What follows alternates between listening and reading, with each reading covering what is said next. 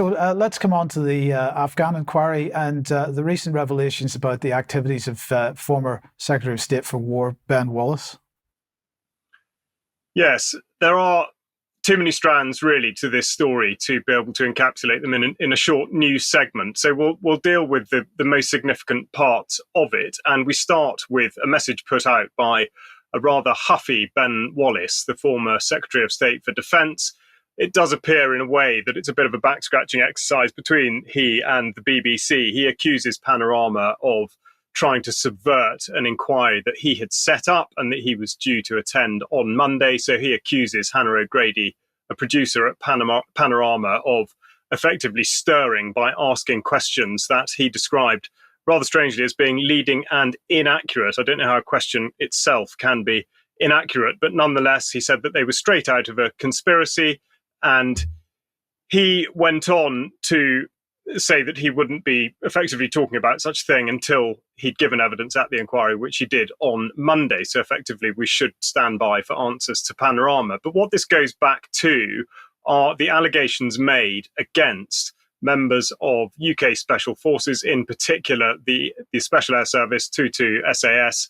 And we see an example. I mean, there were many, but in particular, the Mail carried a story back in 2017, having spoken to somebody that claimed to have been in the SAS, no longer serving, about the policy, really, which was shoot to kill or capture, shoot to kill being the first part of the policy. And as I say, there are many different areas that we could go into. But I think to give an impression of the sense of wheels within wheels, I should just refer you to Lord Lancaster, Mark Lancaster, who answered a question in Parliament in 2017, because, of course, this was being investigated by the Royal Military Police, the RMP, under the banner of Op Northmore. And when Lancaster was asked then about Northmore and why it was being shut down by two separate MPs, his answer was that it would be absolutely beyond the control of a minister to interfere in such an investigation, which just goes to show that, of course, such interference may be conducted as long as it suits the particular minister in question. I should also point out that Lancaster himself is a serving Major General in the Reserve as a Royal Engineer, and also, interestingly, up until the summer of 2020, he was Deputy Commander of 77 Brigade, which, of course, was acting very much against the best interests of the British people during the first lockdowns in the UK. But what this goes back to, or at least brings us forward to, perhaps, is the Overseas Operations Act of 2021, which was sponsored by Ben Wallace in his capacity as Minister for Defence at the time. And this then, the bill said that it was to make provision about legal proceedings and consideration of derogation from the European Convention on Human Rights in connection with operations of the armed forces outside the British Islands. Now, you may have heard of Wallace talking about this. It's more likely you will have heard Johnny Mercer, who spent a lot of time as Minister for the Armed Forces, or Veterans Affairs, talking about essentially vexatious claims. And this was legislation in order to be able to put British servicemen outside of spurious claims being made overseas.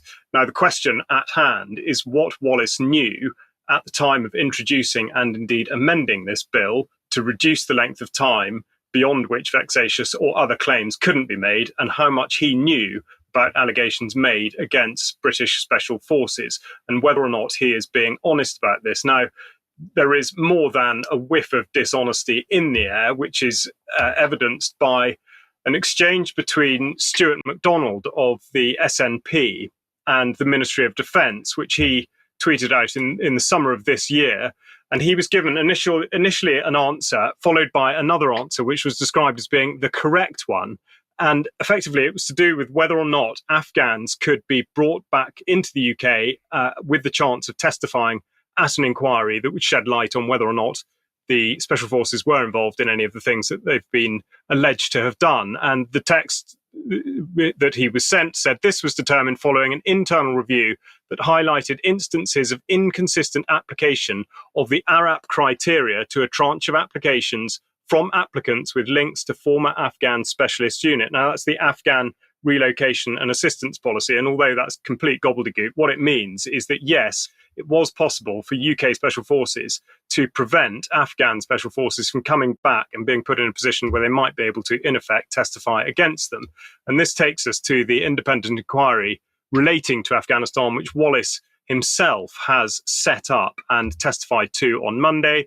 I should just point out that as part of his evidence, there was a restriction order on a 15-minute period of it, which said that there may be no publication, dissemination, disclosure, or repetition of anything that was said or done during a 15-minute period of him speaking. Now, as I say, I referred earlier to Johnny Mercer, and actually it's Mercer's testimony, really, that is more significant at this point. He was asked back in February of this year when he was testifying by Glasgow, who was questioning him, and was there a sense that you were being hung out to dry here?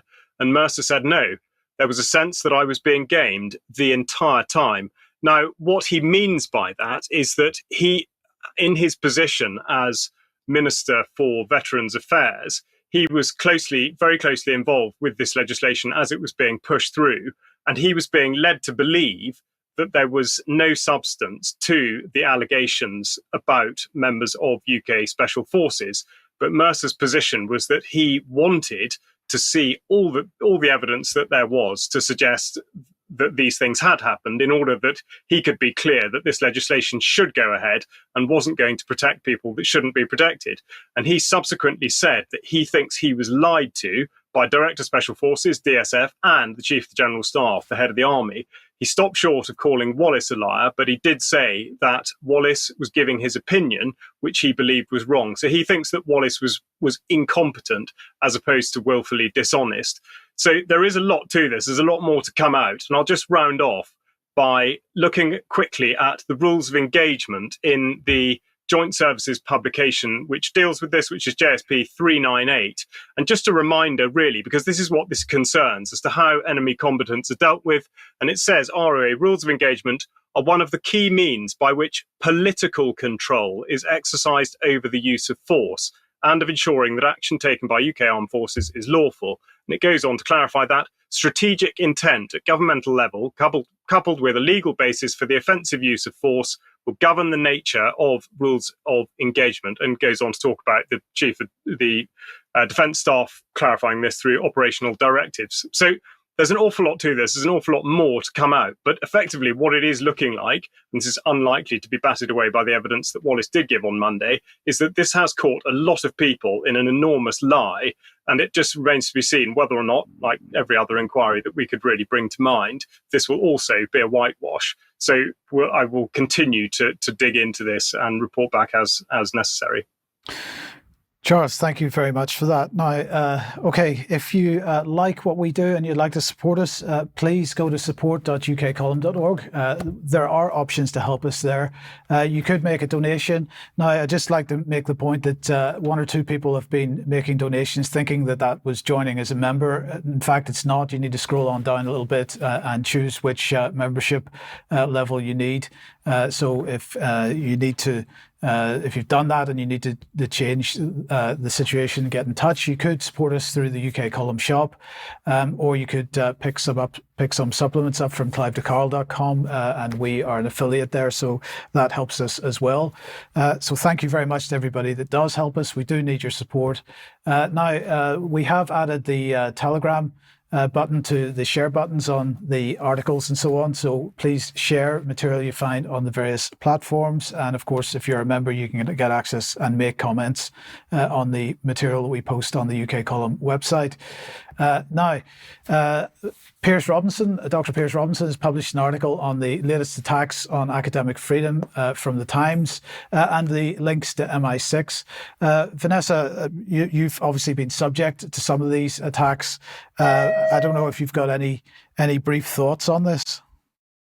No, it's well worth reading just to understand how the media complex is triggered by the security agencies or intelligence agencies to effectively discredit, smear, and disappear the evidence provided by academics, journalists who are challenging power rather than working for power. Okay, thank you, Vanessa. Now, at the weekend, Brian was invited to chair a discussion between Scott Ritter and the Major General Bakshi, from a former Indian Army combat veteran, ex-directorate of military operations in India, and close links to the Indian government. And so that is being streamed out at 1 p.m. Tomorrow. If you are able to watch that, please do watch it and please share it. And Charles, then you have spoken recently to Lord Deben, and well, we've got a little clip, so maybe you could introduce that. I have, yes. Deben, in fact, named after the river in Suffolk. Yes, not perhaps the typical UK column interviewee, but nonetheless, he has strong views on extradition, having known Mike Lynch personally. He's also recently stood down as the chairman of the Climate Change Committee. It's a short interview, it's in just over half an hour. I really would encourage you to listen because he talks about corporate influence, and the ending of the interview is somewhat ironic. But here he is on extradition. Because the Americans are already using their power to get advantage commercially. What they do is to threaten things like this so that people are afraid not to do what they want. They use it to extend American commercial interests. America pretends to be the great free enterprise economy, but of course it is one of the most protectionist economies there are. And there's some spectacular commentary at the end of that video, so I do encourage everybody to watch it. Now, Bristol, of course, we've got a new name for that, Charles. Rachel Matthews. We have, yes. Very pleased to be putting Rachel Matthews onto the roster. She will be well known to the UK column audience, having pushed forward significantly with Colchester Council Watch and setting the example in tackling local authorities head on, and also corralling people who've sort of had similar experiences. So she's an absolute font of information, not just on knowing how the system works, but also how to push against it and make real progress. So we're delighted that she will be joining us on the 19th of October. Fantastic. If you haven't got your tickets, please get them at the UK Column shop. And just want to very briefly mention the Heritage Party conference on Saturday. I unfortunately now can no longer attend because I've got to go to a funeral. But Charles, you're going to take my place. Yes, I'll be talking about free speech, and I'm very much looking forward to it. And I hope that there'll be many of the audience represented. But yes, Brian and I will be there. And it should be a fantastic event. So please do come along or tune in. Okay, thank you, Charles. Now,